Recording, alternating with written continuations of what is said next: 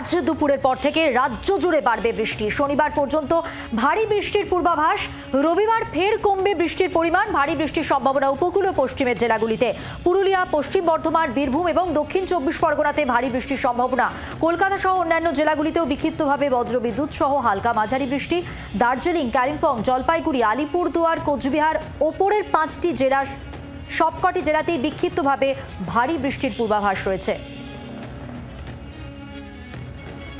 দুদিনের সাময়িক বিরতির পর রাজ্যে আজ থেকে ফের বাড়তে চলেছে বৃষ্টি। আজ বৃহস্পতি, আগামীকাল শুক্র এবং পরশু শনিবার পর্যন্ত কোনো কোনো জেলাতে আবারও বৃষ্টির পরিমাণ এবং ব্যাপকতা অনেকটাই বাড়বে। রবিবার থেকে আবারও কমবে বৃষ্টির পরিমাণ। এই মরশুমে 2025 সালে আর কোথাও তাপপ্রবাহের কোনো পূর্বাভাস নেই, যার অর্থ এই মরশুমের মতো তাপপ্রবাহের কবল থেকে গাঙ্গেয় দক্ষিণবঙ্গ পুরোপুরি মুক্তি পেল। 2024 সালের এপ্রিল মাসেই কলকাতা সহ দক্ষিণবঙ্গের একাধিক জেলা তাপপ্রবাহের কবলে পড়েছিল। সেই অনুপাতে অনেক শীতল বছর হয়ে দাঁড়ালো 2025, জানাচ্ছে আলিপুর আবহাওয়া দপ্তর। জি 24 ঘন্টার জন্য ক্যামেরায় তরুণের সঙ্গে অয়ন, কলকাতা।